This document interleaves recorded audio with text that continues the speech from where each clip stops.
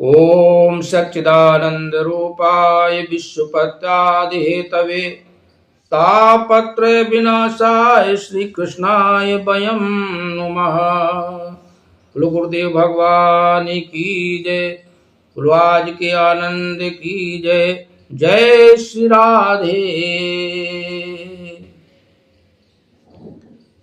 सूत जी वर्णन करते हैं कि सुखदेव जी ने राजा परीक्षित को कथा सुनाई और जिस समय सुखदेव जी ने राजा परीक्षित को कथा सुनाई उस समय मेरे गुरुदेव भी वहां थे।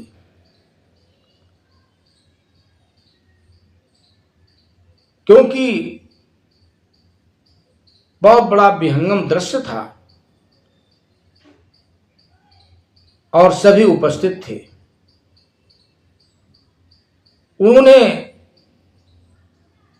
ये कथा मुझे सुनाई थी और ये कथा अब मैं सुनाता हूं। तो सुखदेव जी ने राजा परीक्षित को कथा सुनाई और कहा कि कथा श्रवण करो। अब मैं तुम्हें राजा परीक्षित के जन्म कर्म और मोक्ष की कथा सुनाऊंगा। पांडवों के स्वर्गारोहण की कथा कहता हूं, वो भी आप सुनो।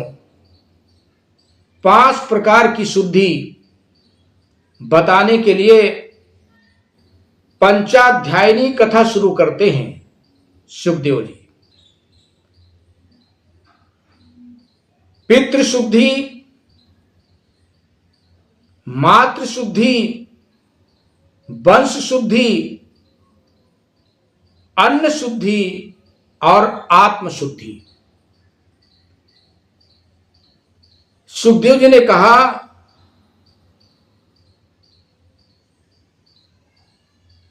कि सबसे पहले पितृ शुद्धि होनी चाहिए।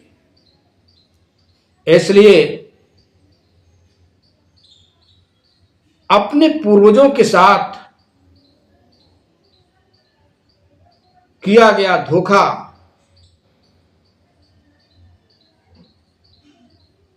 पितृ दोष बनता है।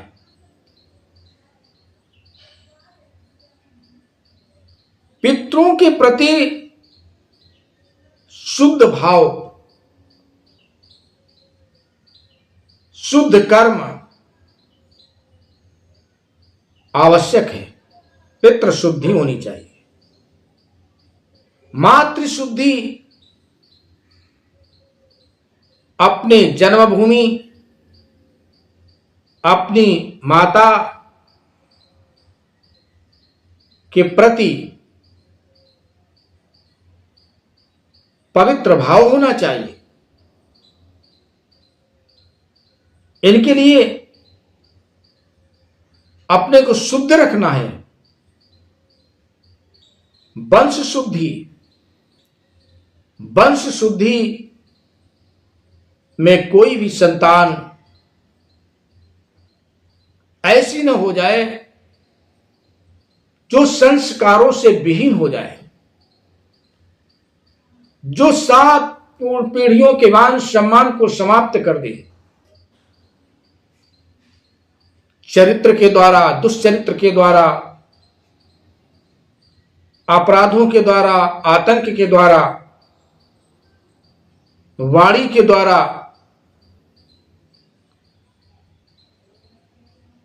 अपने वंश को कलंक लगा दे। क्योंकि जो पूर्वज करके गए हैं उनकी संस्कार की संपत्ति को संजो के रखना, ये वंश वृद्धि की संतानों की जिम्मेदारी बनती है। वंश शुद्धि में इतना ही नहीं, बहुत कुछ है। और फिर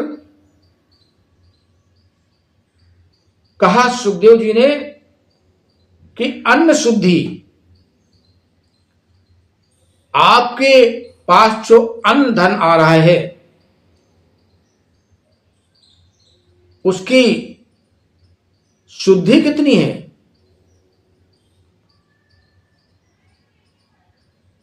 उसकी शुद्धि आवश्यक है। कहीं अन्न बेईमानी का तो नहीं है, किसी की भूमि को हड़प करके तो नहीं उत्पन्न किया गया है,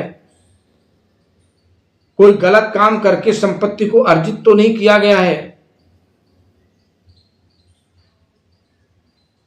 अन्न धन जो है उसकी पवित्रता अति आवश्यक है।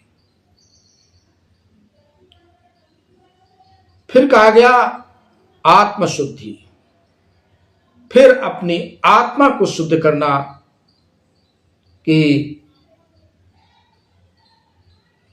आपकी आत्मा कितनी पवित्र है, उसकी पवित्रता का आकलन करना, उसका दर्शन करना। एक बहुत बड़ा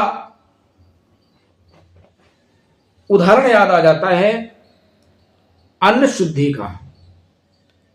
एक बार गुरु नानक जी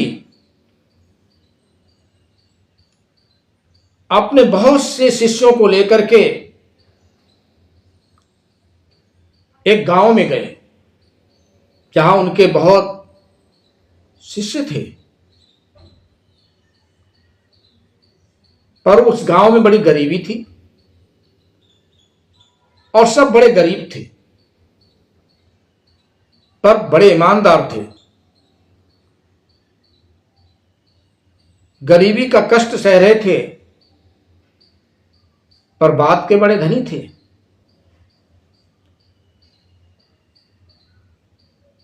अपने हक का, अपनी मेहनत का खाते थे। गुरु नानक जी शिष्य मंडली के साथ उस गांव में पहुंचे। शिष्यों ने सेवा की, गुरुवाणी हुई।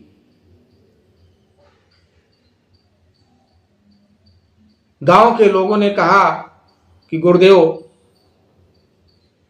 हमको भी आशीर्वाद दीजिए, बहुत गरीबी में जी रहे हैं। गुरु नानक जी ने सबको कह दिया कि तुम लोग उजड़ जाओ।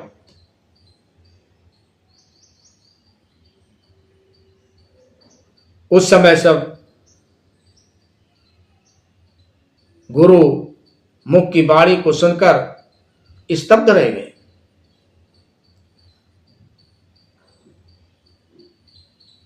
दूसरे दिन अगले गांव में गए, वहां भी उनके शिष्य थे पर गांव बड़ा धनाढ्य था।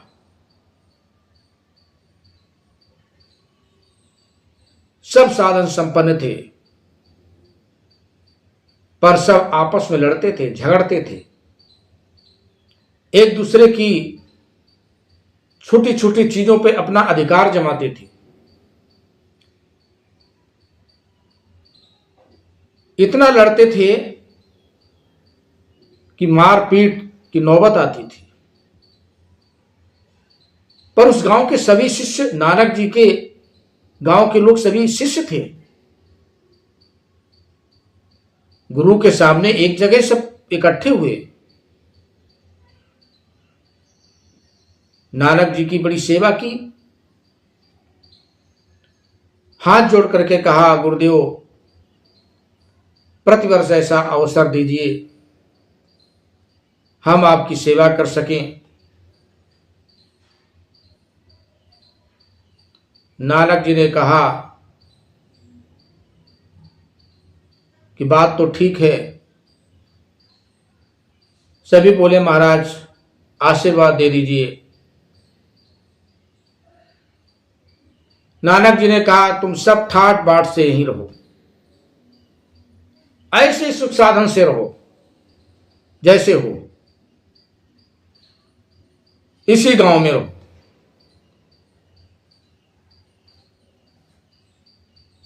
वहां से निकले।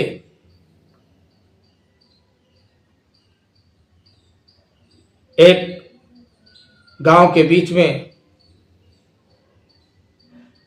विश्रामशाला थी, वहां बैठ गए। उनकी शिष्य मंडली ने प्रश्न किया, गुरुदेव, जो गांव गरीब था, लोग दुखी थे, आपने वहां पर आशीर्वाद में कह दिया तुम सब उजड़ जाओ, और जो ये दूसरा गांव है, यहां सब बड़े बड़े लोग हैं,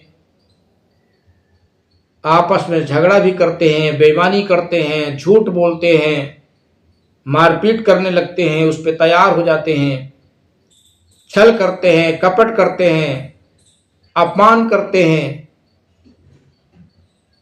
और आपने उनको आशीर्वाद में कहा कि आप सब यहीं रहो। ये बात गुरुदेव समझ में नहीं आ रही। नानक जी ने अपने शिष्यों से कहा कि इसमें से आधे इस गांव में जाओ, आधे उस गांव में जाओ। एक रोटी किसी के यहां से इस गांव से लेकर के आओ, एक रोटी उस गांव से लेकर आओ।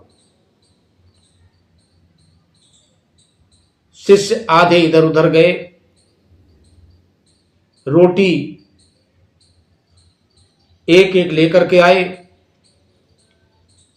नानक जी ने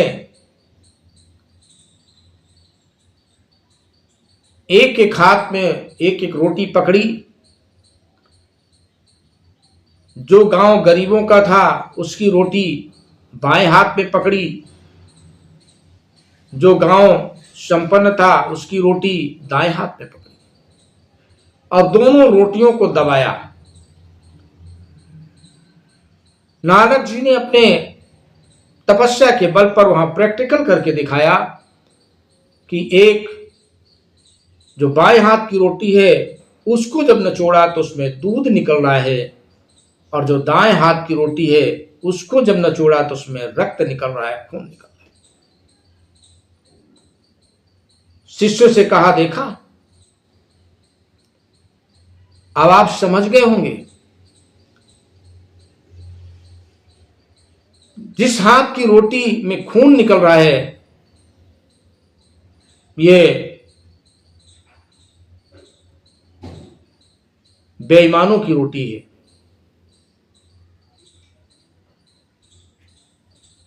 ये बेईमानी, झूठ, छल, छिद्र, अपमान करके पैदा की गई रोटी है। इसलिए हमने इनको कह दिया कि आप इसी गांव में बने रहो। अगर ये और कहीं जाएंगे, फैलेंगे, तो इस सब जगह यही करेंगे। और जिसमें दूध निकल रहा है, ये बेचारे गरीब तो हैं पर बड़े ईमानदार हैं, सम्मान करने वाले हैं, सहज हैं, प्रसन्न चित्त रहते हैं, अभाव में रहते हैं, पर झगड़ा नहीं करते, बात के धनी हैं। इनको हमने कहा था कि तुम उजड़ जाओ, क्योंकि ये जब संसार में इधर उधर जाकर के निवास करेंगे तो ये एक अच्छे संस्कार और सिद्धांत देंगे। इनके जाने से, इनके संसर्ग में आने से लोगों को शांति और सुख की अनुभूति होगी। पर ये जो बेईमान लोग हैं, ये कहीं इधर उधर जाएंगे तो इनके जाने से लोगों को कष्ट होगा, दुख होगा। यही कारण था, इसलिए हमने ऐसा आशीर्वाद दिया। शिष्य समझ गए। इसलिए कहा गया कि अन्न शुद्धि अति आवश्यक है।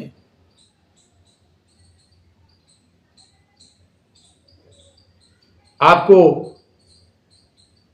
ये भी पता है कि वाल्मीकि जी,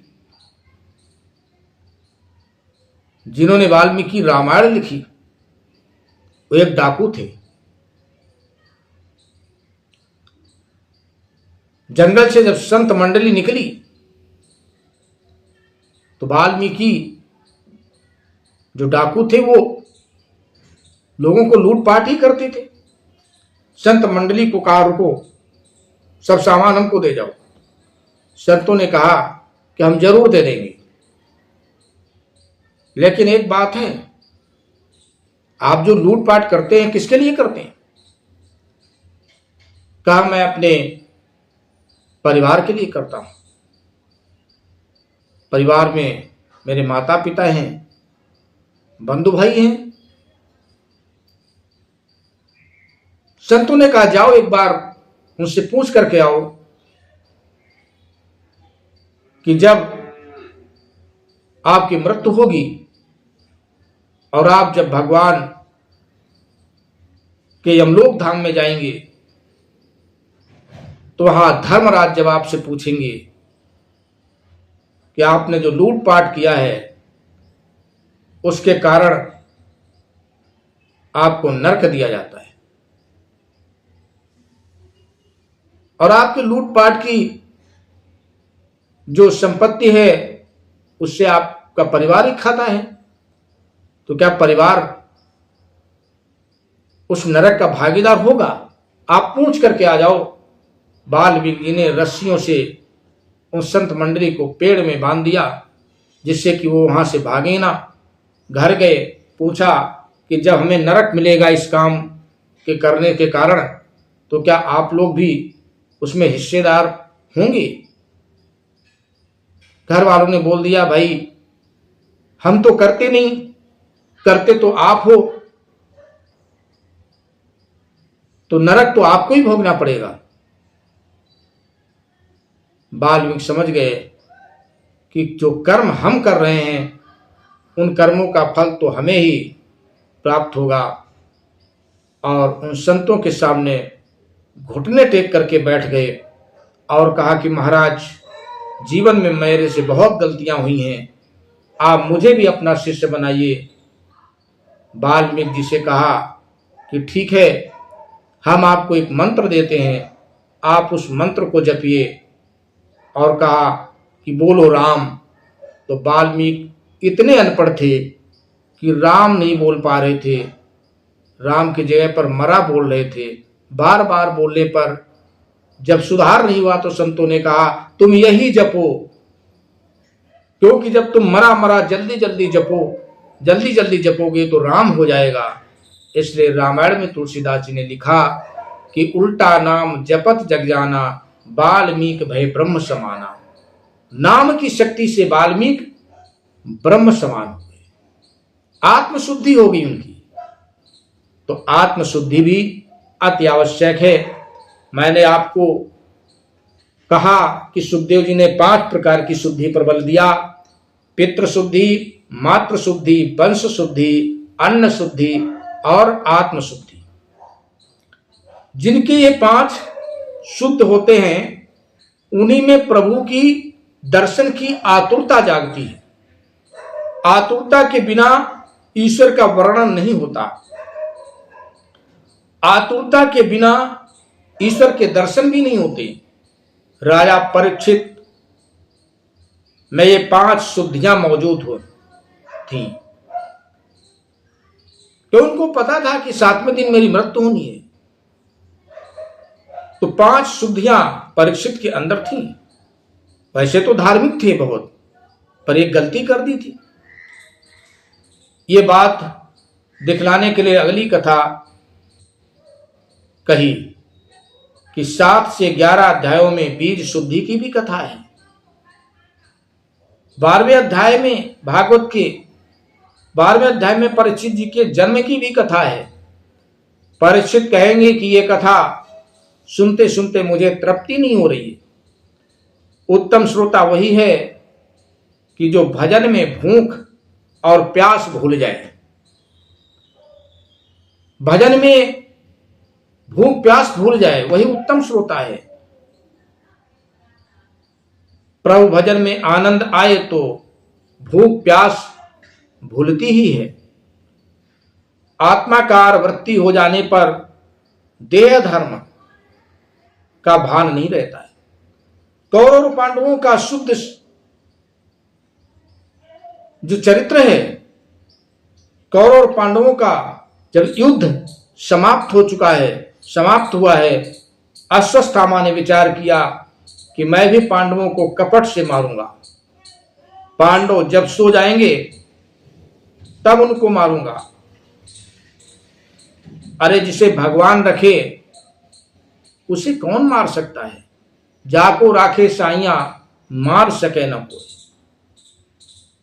प्रभु ने सोए हुए पांडवों को जगा दिया और कहा कि मेरे साथ गंगा के किनारे चलो। पांडवों को श्री कृष्ण पर बहुत दृढ़ विश्वास था। द्वारिकानाथ जो कहते थे सभी पांडव वही करते थे। वे कोई प्रश्न भी नहीं करते थे। जहां विश्वास होता है, जहां श्रद्धा होती है, उस जगह वो प्रश्न नहीं खड़े कर किए जाते हैं, प्रश्न नहीं होते हैं। आजकल स्वतंत्रता का अलग अर्थ करते हैं। ऐसे पांडवों के कुल में परीक्षित का जन्म हुआ है। पांडवों को लेकर श्री कृष्ण गंगा किनारे आते हैं। प्रभु के कहने पर भी द्रौपदी के पुत्र नहीं आए, बालक बुद्धि है ना, वो नहीं आए। वे बोले कि आपको गंगा के किनारे जाना, जाइए, हमको तो नींद लगी है, और वो सब सो गए। परिणाम ये हुआ कि अश्वत्थामा ने द्रौपदी के 5 पुत्रों को जाना कि यही पांडव हैं और उनको ही मार दिया। दुख में समझदारी आती है कि अगर चले गए होते तो ये भी बच जाते। प्रभु से एकाध दुख मांगो कि जिससे अक्ल ठिकाने लग सके। जो सब प्रकार से सुखी हो जाता है वह दीन बनकर प्रभु के सामने नमन नहीं करता है। आज कृष्ण निष्ठुर बने हैं, द्रौपदी के आंसुओं को देखते भी नहीं। आज द्रौपदी रो रही है, परंतु द्वारिकानाथ को दया नहीं आती है। नहीं तो द्रौपदी का रुदन श्री कृष्ण से सहन ही नहीं होता था। पहले तो जब जब जरूरत पड़ी तब तब द्रौपदी के आंसू पोंछते दौड़ते चले आते थे द्वारिकाधीश। यह जीव सब प्रकार से सुखी हो, ये योग्य नहीं है। ये दुख मनुष्य के हृदय में होना ही नहीं चाहिए कि जिस दुख के विश्वास से हो कि भगवान की सेवा के सिवा मेरा और कोई है ही नहीं। हर एक महापुरुष पर दुख आए हैं। परमात्मा ने सोचा कि पांडवों को पृथ्वी का राज मिला है, संपत्ति है और संपत्ति भी है, सब प्रकार से पांडव सुखी हो चुके हैं, पर यह ठीक नहीं है। पांडवों को इस अति सुख में शायद अभिमान हो जाएगा तो उनका पतन होगा। ऐसे शुभ हेतु से ठाकुर जी कभी कभी निष्ठुर हो जाते हैं। सुख में पांडव भगवान को न भूले, इसलिए उन्होंने उनको ये दुख दिया। भगवान दुख में जीव की गुप्त रीति से सहायता करते हैं। दुखी व्यक्ति समझे हमारा भगवान सहायता नहीं करते, पर दुख के साथ ही भगवान हैं, वो सहायता करते हैं। अश्वत्थामा और अर्जुन का युद्ध हो रहा है, पुत्रों को मार दिया है। अर्जुन ने अश्वत्थामा को मारने की प्रतिज्ञा कर डाली, परंतु मारने की हिम्मत नहीं हो रही थी। गुरुपुत्र गुरु का स्वरूप है। अश्वत्थामा को बांधकर उसे खींचकर द्रौपदी के पास ले आए अर्जुन। द्रौपदी आंगन में बैठी है, पुत्र शोक में डूबी हुई है। अश्वत्थामा की दशा देखकर द्रौपदी दौड़ कर आई, अश्वत्थामा को बंधन करती है और कहती है कि मेरे आंगन में ब्राह्मण का अपमान मत करो। अर्जुन से कहती है ब्राह्मण का अपमान मत करो। अपने 5 पांडव बालकों की हत्या करने वाले को द्रौपदी बंधन करने लगी है। ये कोई साधारण वैरी नहीं है। 5 पुत्रों का हत्यारा है अश्वत्थामा। 5 बालकों को मारने वाला आंगन में आ चुका है, फिर भी ये ब्राह्मण है, इसलिए प्रणाम करती है।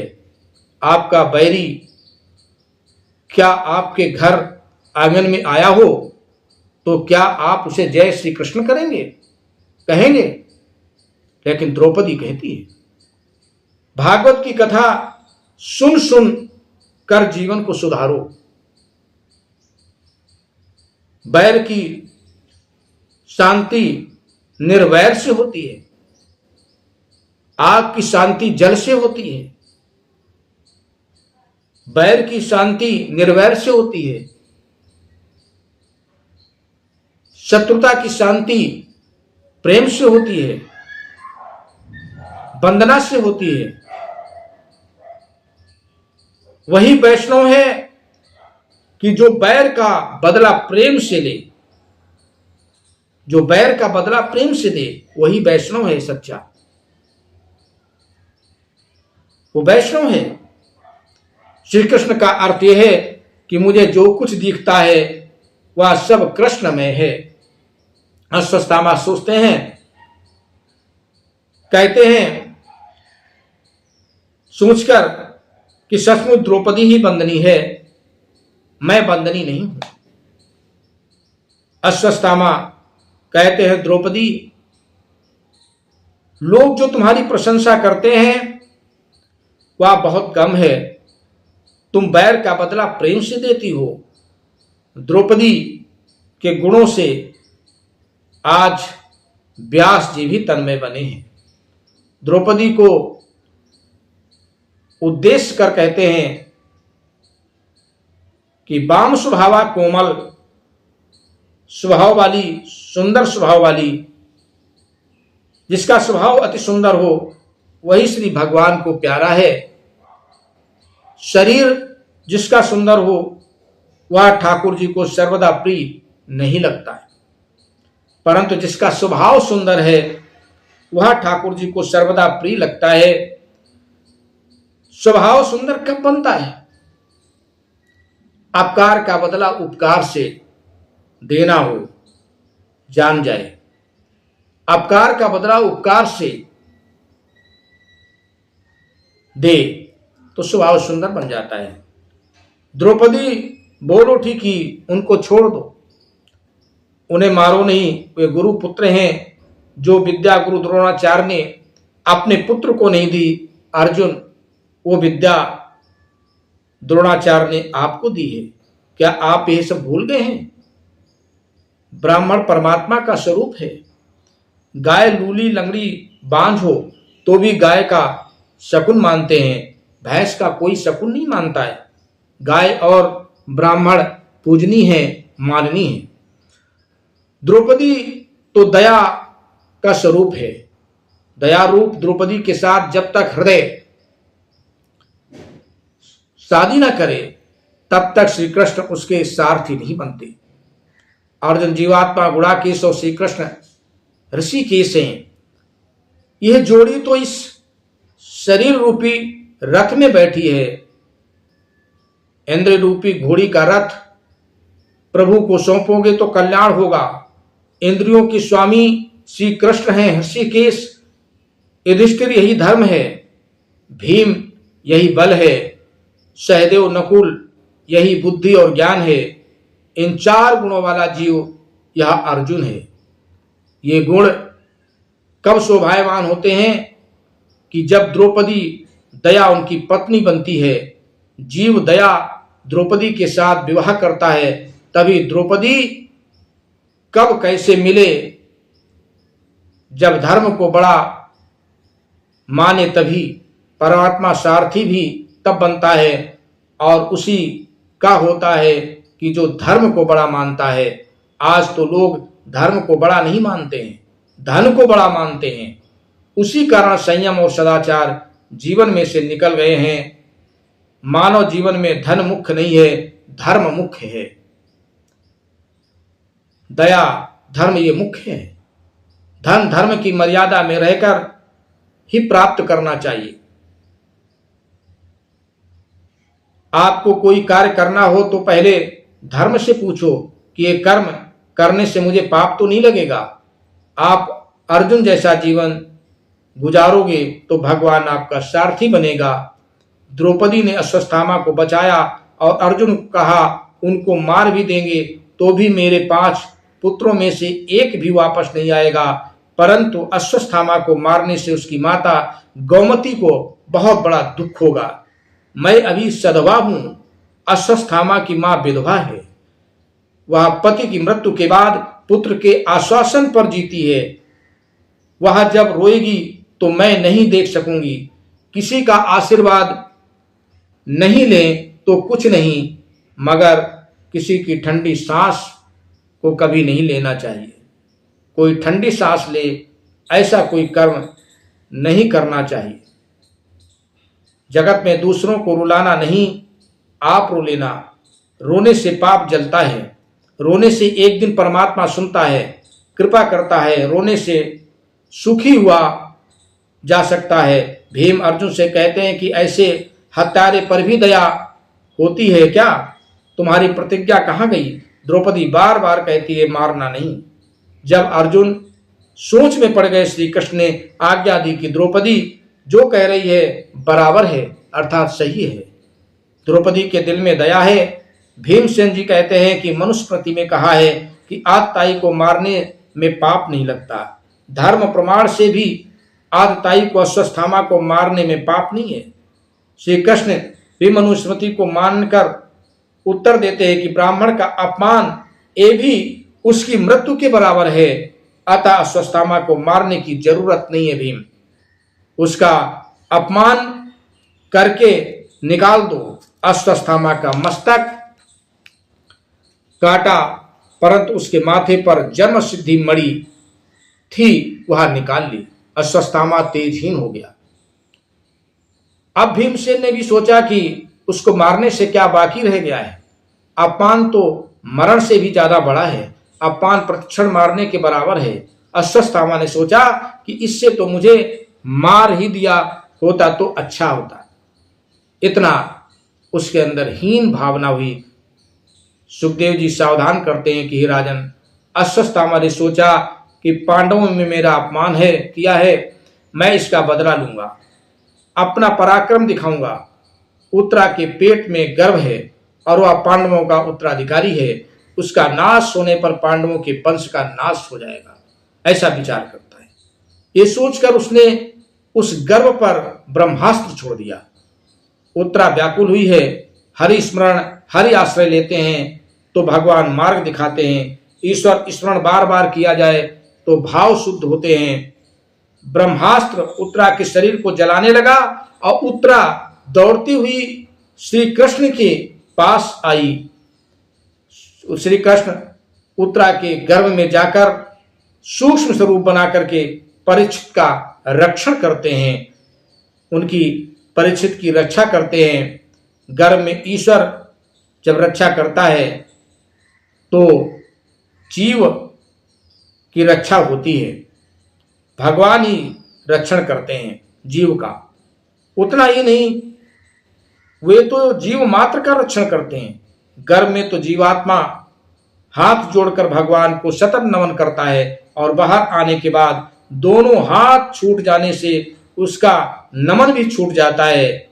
वो किसी को श्रद्धा से नमन नहीं करना चाहता है, प्रभु को वो भूल जाता है।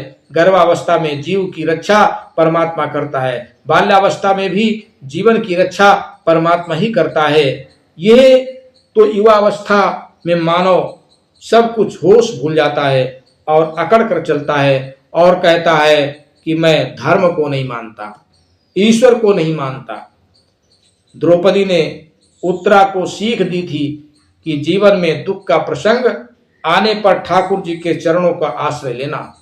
दुख के प्रसंग के समय श्री कृष्ण की शरण में जाना। कन्हैया दयामय है, वह तुम्हारी अवश्य सहायता करेंगे। अपने दुख की कथा द्वारिका नाथ के सिवा अन्य किसी को कभी मत सुनाना, कभी मत कहना, नहीं तो लोग हंसेंगे। उत्तरा ने देखा था कि अपनी सास जी रोज द्वारिका नाथ को रिझाती हैं, बालक जल्द अनुकरण करता है, उसके सामने कभी पाप मत करो। उत्तरा रक्षा के लिए पांडवों के पास, किंतु परमात्मा के पास गई। माता के पेट में ही परीक्षित के दर्शन हुए थे। अतः वे उत्तम भगवान किसी के गर्भ में नहीं आते। परमात्मा की लीला अप्राकृतिक है। देवकी के पेट में प्रभु नहीं गए थे। देवकी को भ्रांति कराया था कि वे पेट में गए थे, किंतु आज जरूरत आ पड़ी है, आज भक्ति की रक्षा करनी थी, तो परमात्मा ने गर्भ में जाकर के भी रक्षा की थी। परम आश्चर्य हुआ है। श्री कृष्ण ने सुदर्शन चक्र में ब्रह्मास्त्र का निवारण किया। परीक्षित की रक्षा करने के बाद द्वारिका पधारने की तैयारी हुई। कुंती मर्यादा भक्ति है, साधन भक्ति है, यशोदा पुष्टि भक्ति है। यशोदा का सारा व्यवहार भक्ति रूप था। प्रेम लक्षणा भक्ति में व्यवहार और भक्ति में भेद नहीं रहता। वैष्णव की सारी क्रियाएं ब्रह्म भक्ति की ही बन जाती हैं। प्रथम मर्यादा भक्ति आती है, उसके बाद पुष्टि भक्ति, मर्यादा भक्ति साधना है, सो वह आरंभ में आती है। पुष्टि भक्ति साध्य है, अतः वह अंत में आती है। भागवत में 9वें स्कंध तक साधन भक्ति का वर्णन है। 10वें स्कंध में साध्य भक्ति का वर्णन है। साध्य भक्ति प्रभु को बांधती है, पुष्टि भक्ति प्रभु को बांधेगी। उसकी कथा भागवत के अंत में आती है। हर एक व्यवहार को भक्ति रूप बनाए सो पुष्टि भक्ति है। आज की इतनी ही कथा है। इसके आगे की कथा का प्रसाद कल होगा। इसी के साथ जय श्री राधे। ओम शांति शांति शांति।